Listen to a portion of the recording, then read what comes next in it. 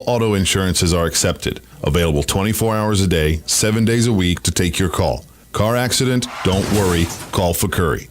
BestInjuryCare.com. It's all right. 5 minutes after 8 o'clock, 39 degrees. Looks like it's going to be a sunny and cool day again. 66 the expected high, 44 the expected low tonight. But then things turn for the better, I guess, for the warmer. 72 is the expected high tomorrow with partly cloudy skies.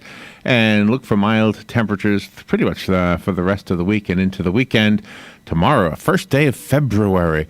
Galen Newnold is on the phone from Life South Community Blood Center. Good morning, Galen.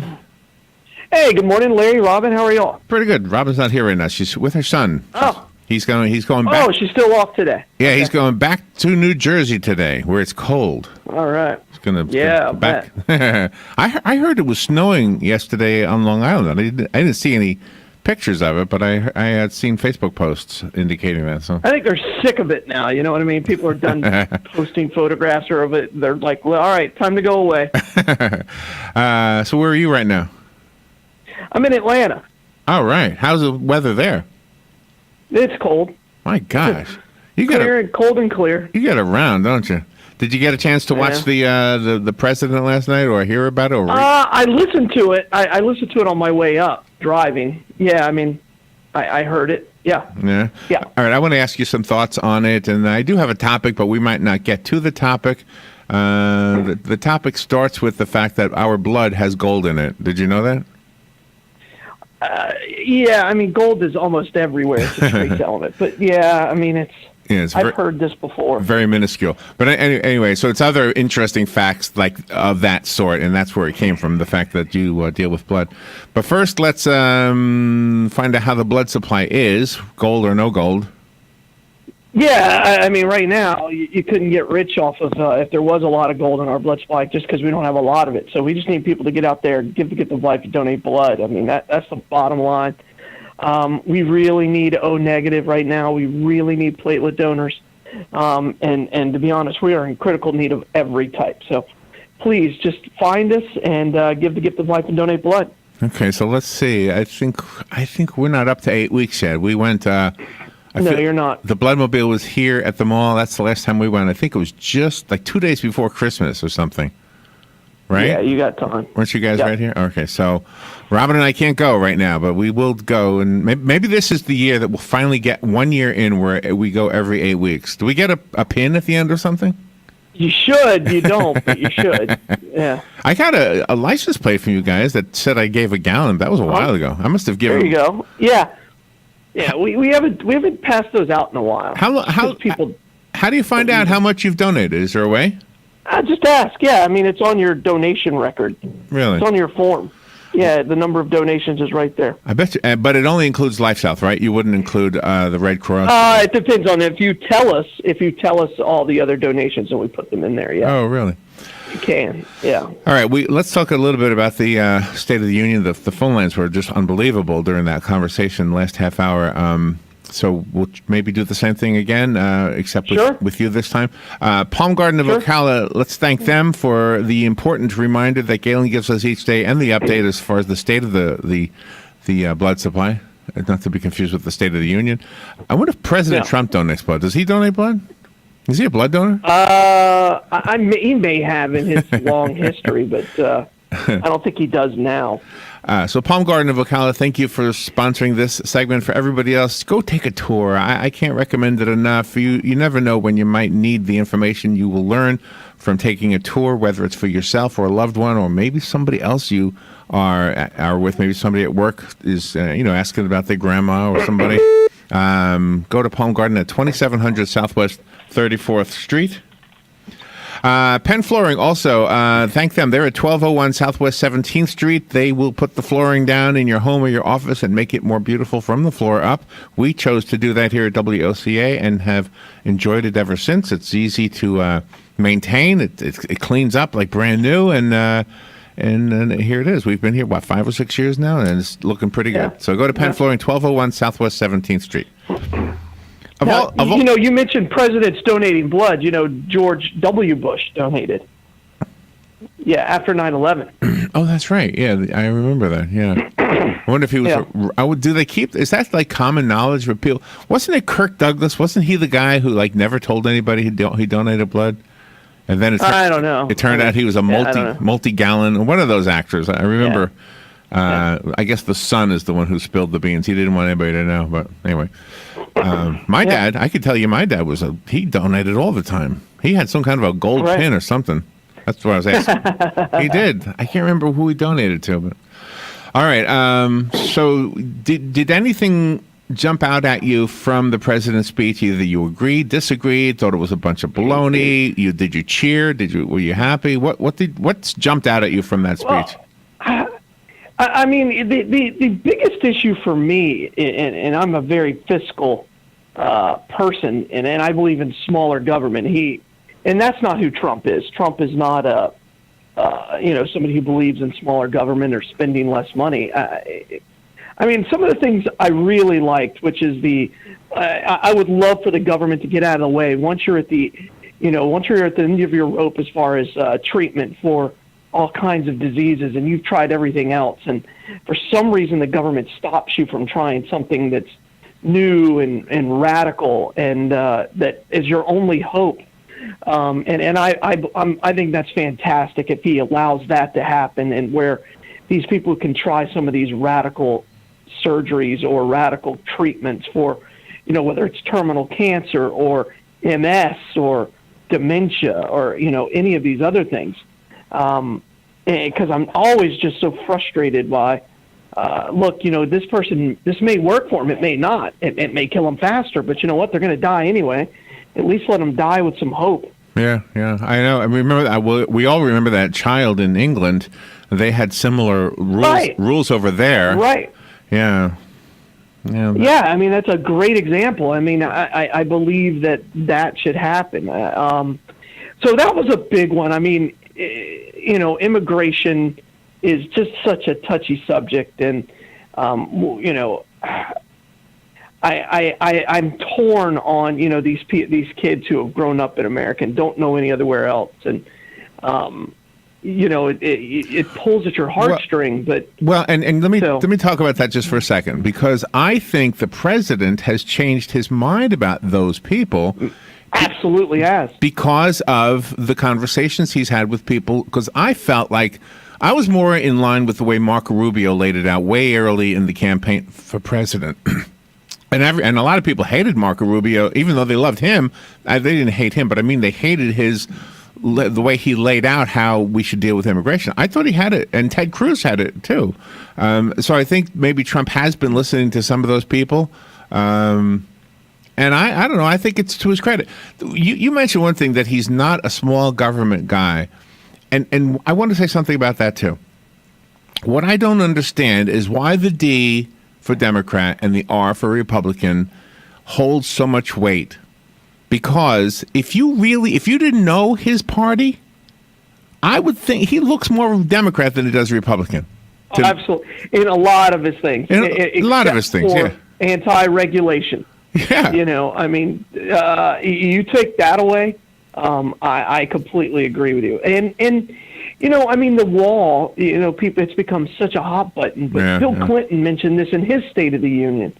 It's been funded for years. I believe we have to control our borders, not necessarily for immigration, but for security and safety. And anybody who says walls don't work, look at all over the world. For the history of time, walls have worked. It's just another deterrent that people have to overcome. And on immigration, this is what I say. I always struggle when you build something illegally. People who come into this country illegally and they build it and they become a citizen via an illegal tactic, that's an issue I have, because if we are a country of laws, that this is the way you're supposed to do things, and we want you to be a long-term, law-abiding citizen, does the end justify the means of you coming to this country illegally? Right. Yeah. That's the question. Absolutely. Yeah, I absolutely agree with that. And if the answer is yes, you should be allowed to do that, then why do we have those laws? Then why don't we just change those laws? I mean, to Then me, why have any immigration policy at all? Right. I mean, you just open it up, Right. and then Yeah. once you get here, then you have a path to citizenship. And I don't understand. And now the floodgates are going to be open. Right. And I don't understand why the animosity toward the president. If you think about what this man is doing, he's saying these are the laws and we should enforce them. He didn't make the laws. He's basically saying we should enforce them. And this thing that's going on in Tallahassee yesterday with the sanctuary cities, the talk about making it illegal to have a sanctuary city. Okay, and I think Gainesville is one of them, by the way. Right. If we make that illegal, these people, so that what they're saying is we should be able to have a place to go when we break the law, so that nobody will arrest us. That's crazy. That's exactly right. Oh my gosh. All right. No, that's exactly right. And I have a real issue with that, because I'll tell you why. It's not because I believe I believe in immigration. I think it's a vital part of who we are as a country, but it cheapens everybody who does it the right way. Both of my boys have friends who are first generations where they were born in another country, and they've come to the United States via their parents, and every single one of them did it the right way because they didn't want to build their legacy in the United States on an illegal ground. And that's what they talk about. They're completely pro any immigration policy that makes it that allows people to come here legally. But when you just cross the border in the dead of night, and I get it, you are in a lot of cases you are running away from such horrible living conditions that you will do anything for your children. Right. And that's the compassionate side of us. But as a society, if we want to protect our culture, if we want to protect our way of life, we have to make sure that the people who are coming in here believe in what we believe. Because whether we like it or not, what's going across Europe with this massive migrations, it's changing the cultures Oh yes. of parts of Europe. And then, what's going on, and depending on who you ask, it's become such a political football as to whether London is changing and Germany's changing. In Germany, you're not even allowed to talk about it because they don't have a free press. I don't care what people say. They don't have a free press. And neither do the Canadians, and they're not allowed to talk about what's going on in some of the parts of Toronto, and because it's not legal. I mean, if you use the wrong pronoun in Canada, you can go to jail.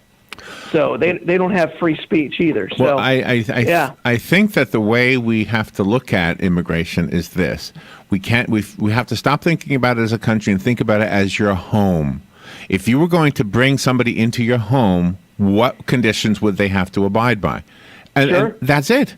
If it could, because you can't say, "Oh, I don't care if there's a lawbreaker in my community as long as he doesn't live next to me."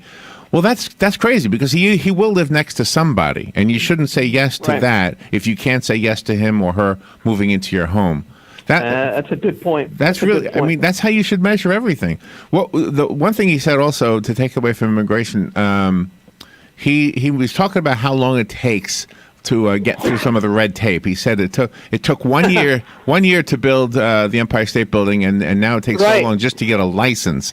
And I think he's absolutely. It would take 3 years to build a road. Right. I think is I heard someone saying, I'm like, God, that's so sad. Yeah, and that is exactly right, and that's why the infrastructure is probably in such dire need of repair. Well, the whole word infrastructure drives me crazy because it's just, to me, I think in a lot of cases it's needless spending. I want to see what they mean by infrastructure because no one has ever been able to tell me this is what they mean by infrastructure. When we created the interstate system, that was infrastructure that was clear, concise. We had a timeline, right, and we got it done, right? And there was a purpose for it. Show me a place that needs infrastructure support, and I bet you there's been funding for it, and it's been earmarked and it's never been done. Maybe. For example, the levees in New Orleans, right? Because the levees failed, during Katrina. And then it turns out the earmarks were there. All the money was set aside. They just never got around, according to who you ask, to fixing it, right? Because of the red tape and, they use the money for this instead of that. Right, exactly. To me, spending money and putting a bill in that says infrastructure is useless. That's how you get bridges to nowhere. That's when you get bridges to nowhere. One example that I saw firsthand, which there's a confusing part of this for me, it's LaGuardia Airport in New York. It is horrible. It is just a mess. It's hard to believe that used to be such a well-run and clean airport. Kennedy's not so bad, but even that one compared to Orlando and Tampa, Orlando and Tampa have like amazing airports compared to. And I know some people don't like them, but you compare them to LaGuardia, and you'll wonder how a city like New York has such a horrible airport. I mean, it really is. So that's a perfect example. Who is supposed to be in charge of the infrastructure at LaGuardia?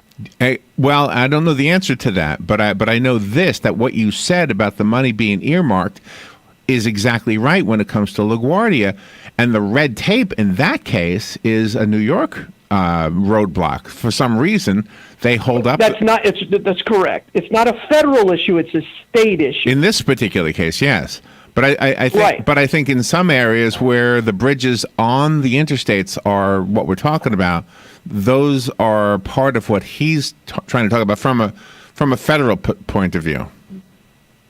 Right, but this is the issue. All federal roads are run by the DOT, right? The Department of Transportation. If we're going to talk about roads. But every time they do that, they sub it out to the state, and then the federal government says, "Here's your money for federal road improvement," and then it's up to the state. So to me, it doesn't have anything to do with the federal government.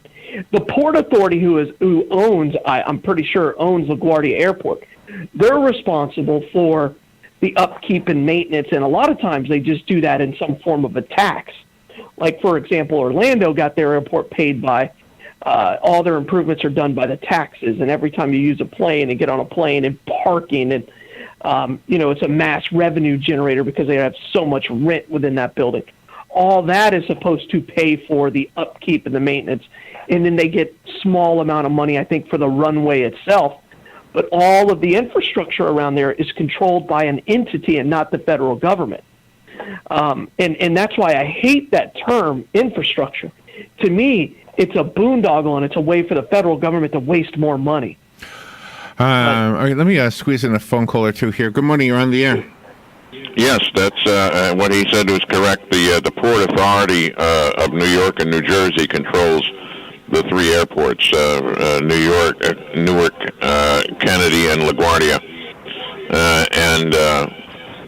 and there's all kinds of interstate tug of war between the states as to which airport gets the improvement money, and LaGuardia always kind of winds up at the bottom of the list.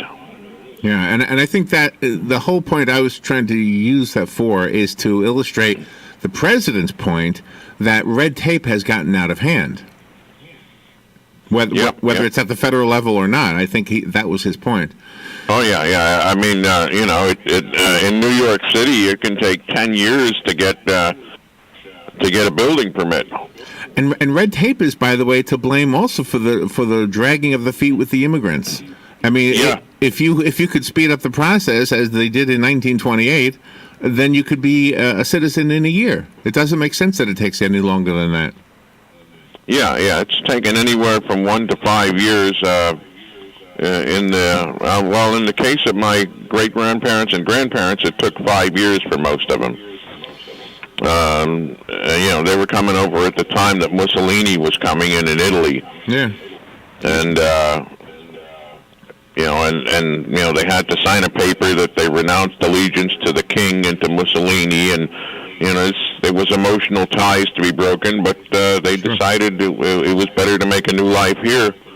That's and they had to learn the English, and in order to pass the little test they had to take, and they did it. Yeah, and that's the way it should still be. That's exactly the way we should have immigration. Yeah, I mean, none of them was going to write the great American novel or the great Italian novel, but They could have. They made a life for themselves. They had you. Yeah. All right, thank you, Jim. All right, have a good day. Appreciate the call. You have to remember how small our population was in the 1920s, and it's so much different to compare it to what it is now. All right, well that's fair. Granted, we have computers, and it should be a whole lot faster, but I agree with you. Because I think the sooner you're a citizen of the United States, the sooner you're able to get all of the jobs that you're looking for and things like that, the better citizen you're going to be. So I agree with that. Let me take another call. Good morning. You're on the air. Hey, Larry, it's Mark calling back, and I wanted to address my fellow veteran's observation about the road infrastructure. I totally agree with him, even though politically we probably don't vote the same parties. I would share with both you guys and whoever's listening that under Obama, he had a Republican for his Department of Transportation, a fellow Illinois person named Ray LaHood that ran it, who's still a lobbyist for infrastructure. And also share with the listeners that United States Senator John Kerry from Massachusetts, I believe, is still trying to work on it, Larry. It's called the Infrastructure Bank. Was going to be based out of Massachusetts. Obviously, that's where he's from, so he would have a connection to it. But nonetheless, and I understand your observation, Larry, and I'm not just saying because of our age, we're kind of still stuck in the 50s. But today, we don't really have government. It's almost all private, but it has tax-supported money. So you have tax or tax-backed-up money or federally insured money. So they're called, today the language, a modern word you'll hear is called consortium. We're a consortium bank or a consortium project. And that's where you take public funds and match with private funds. And actually, if you do go to the United States HighSpeedRail.com website, you'll also see that it has civilian contractors only. The workers are contract workers like myself who are organized labor. But you have Siemens, Larry. You have Westinghouse. You have, and there's a lot of companies. They're private, but the language that is used in not yourself, Larry, but in right-wing radio and television, corporate-controlled media, is the heavy hand of the big government. And the one other thing, and just from a humanitarian standpoint, I ask conservatives in your heart, since you claim to be good Christians or just Christians nonetheless, if you are really a believer in those principles of Christianity and caring about people, that realize that prior to 1928 and Ellis Island, there was no immigration. There are people breaking little rules or big rules in your minds and hearts when they come here. Yes, they are. Does that make them criminal? Not if they're trying to survive. And I ask Americans to not realize from the 1400s to the 1920s, there was no immigration. So we must have compassion, or otherwise, Larry, your Statue of Liberty in New York City really means nothing with the statements on there by Emma Goldberg. So, give us your tired, your weak, I'm all about compassion, but I think you have to be compassionate for the people who also live here, Mark, and I appreciate what you're saying. Galen, we're almost up at the end. Do you want to have some? I just want to say one thing on that as far as being compassionate. As a follower of Christ, my first obligation is to my family, right? That's my first obligation. And if my family is threatened because of me bringing in an immigrant, which has proven that it could be the case, then that's my obligation, is to protect my family first. So that would be my answer as a conservative Christian. So and then after that, then we can talk. Yeah, and I think that's what I'm trying to say. We are compassionate, but you have to be first compassionate toward your family. You don't want to bring in a mangy wild dog when your children are going to be hurt by that person or that dog in this case. And whenever the president says anything like that, they imply that he means that every immigrant is a mangy dog. It doesn't make any sense to me. The fact is there are some drug dealers that do cross the border that should not be crossing the border. Absolutely. All right, Galen, where's the Bloodmobile today? Hey, Bloodmobile today we're right there at Walmart on Wedgwood Road. So, all right. Yeah, that's where we're at. All right. Good topic. Thank you, Larry. Thank you, Galen. We will be careful up there and stay warm. We'll be right back. We'll do. Thanks, all.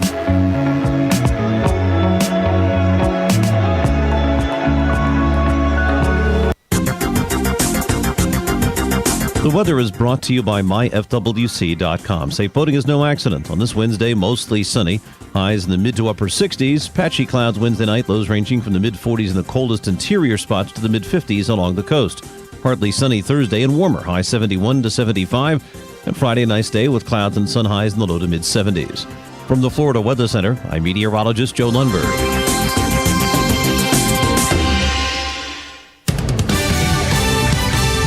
Fox News Radio, I'm Chris Foster. This, in fact, is our new American moment.